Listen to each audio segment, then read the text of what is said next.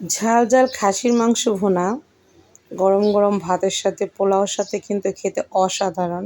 এই খাসির মাংস ভুনা খেতে। হ্যালো এভরিওয়ান, আসসালামু আলাইকুম। সবাই কেমন আছেন? আলহামদুলিল্লাহ আমরা ভালো আছি। আপনারা সবাই কেমন আছেন? এই তো এখানে আমি খাসির মাংস নিয়েছি 1 থেকে 1.5 কেজির মতো। অল্প পরিমাণে নিয়েছি। এখানে যে ছোট ছোট হাড় সুন্দর করে ধুয়ে পানিটা দিয়ে ঝরে, কারণ খাসির মাংসতে কিন্তু গন্ধ আছে একটু। অনেকে আবার পছন্দ করে না খেতে, অনেকে পছন্দ করে। আর এটাকে একটু সুন্দর করে একটু যদি একটু গরম পানি দিয়ে ধুয়ে নেওয়া যায় তাহলে কিন্তু আর গন্ধটা আসে না। এমনি নর্মাল স্বাভাবিক পানি দিয়ে ধোয়ার পরেও একটু ধুলে আর গন্ধটা আসে না। আর একটু স্পাইসি করে রান্না করলে অনেক মজা হয়। পানিটা ঝরে নিয়েছি আমি। এখন এই যে হলুদ দিয়েছি 2 চামচ, মানে প্রত্যেকটা মশলা পরিমাণ মতো দিব। হলুদটা দিয়ে দিলাম, আর এখন লবণ দিয়ে দিচ্ছি 2 চামচ, বা স্বাদ মতো পরিমাণ মতো লবণটা দিবেন।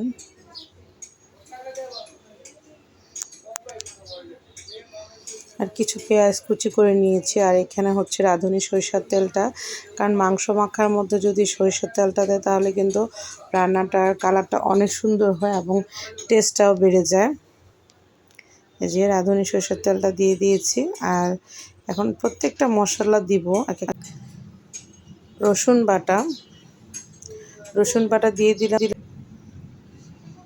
বাটা মশলাগুলি কিন্তু মানে অনেক মশলাটা একদম ঝোলটা গ্রেভি করে। আর এখানে যে আদাও দিয়ে দিব আমি 2 চামচের মতো, কারণ মশলার যে পানিটা ওটাও কিন্তু মানে কাজ করে। এই তো আদা দিলাম, রসুন দিলাম, আর এখানে পেঁয়াজ কিছু ফালি করে। আর এটা হচ্ছে ধনে গুঁড়া দিয়ে দিচ্ছি 2 চামচ। ধনে গুঁড়া দিয়ে দিয়েছি। আর এখানে কাশ্মীরি মরিচের গুঁড়াটাও দিয়ে দিব পরিমাণ মতো। একটু স্পাইসি তো, ঝাল খাসির মাংস বোনা, সেজন্য সেটাও 2 চামচ দিয়ে দিয়েছি। এখন ফাইনালিভাবে সুন্দর করে মাংসটা এভাবে মেখে নিব সব কিছু, যেহেতু মশলাটা দিয়েছি। কারণ এভাবে হাতে মাখানো খাসির মাংসের রান্নাটা কিন্তু অন্যরকম। এই যে মশলাগুলো কিন্তু প্রত্যেকটা মাংসের সাথে লেগে যাচ্ছে এবং খুব রান্নাটাও খুব সুন্দর হয় এবং খেতেও অনেক মজা হয়। এজন্য হাতে মেখে যদি মাংসটা রান্না করা যায় তাহলে প্রত্যেকটা মাংসের মধ্যে মশলাটা লাগে আর রান্নাটাও খুব মজা হয়। অনেকে আবার ওইভাবেও রান্না করে, কিন্তু আমি এভাবে রান্না করি মেখে।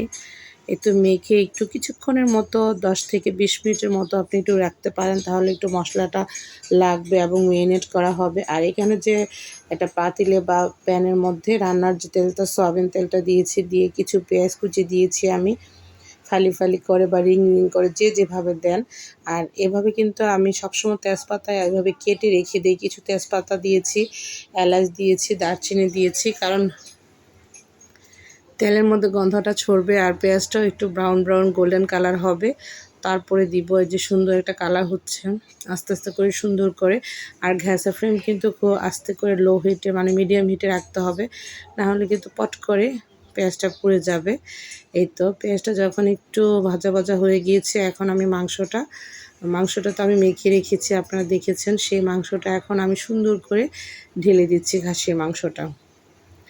আমরা খাসির মাংস বললি, আবার ইন্ডিয়ানরা ওরা বলে পাঁঠার মাংস। অনেকে খুব পছন্দ করে গরম গরম ভাতের সাথে খাসির মাংস, সাথে যদি 2 টুকরো পেঁয়াজ অথবা লেবু হয় তাহলে কিন্তু কথাই নেই, অনেক টেস্ট হয়। আর মাংসটা যত কষাবেন অতই রান্নাটা মজা হবে, সুন্দর হবে। তাই আস্তে আস্তে করে সুন্দর করে মাংসটা অনেকক্ষণ কষাবো। এই তো দিয়েছি। এখন আমি কিছু কাঁচামরিচ ফালি করে দিচ্ছি, কারণ একটু ঝাল করব।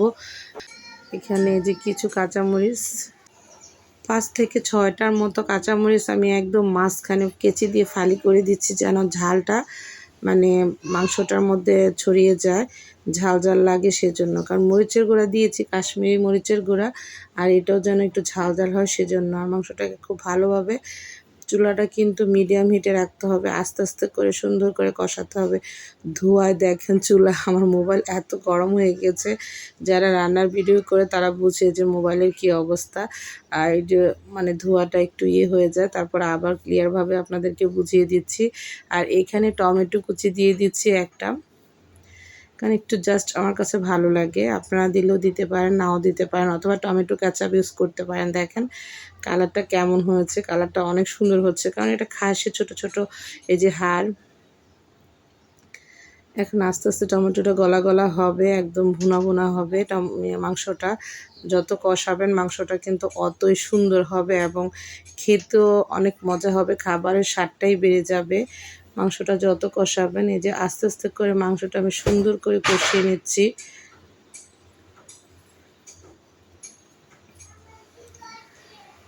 20 থেকে 30 মিনিটের মতো সুন্দর করে এভাবে কষিয়ে এভাবে যদি ঢেকে ঢেকে বেশ, আমি কিন্তু অন ক্যামেরায় কিন্তু অফ ক্যামেরায় কিন্তু আমি অনেকক্ষণ এসে এভাবে নেড়ে নেড়ে দিয়েছি, কষাচ্ছি আমি।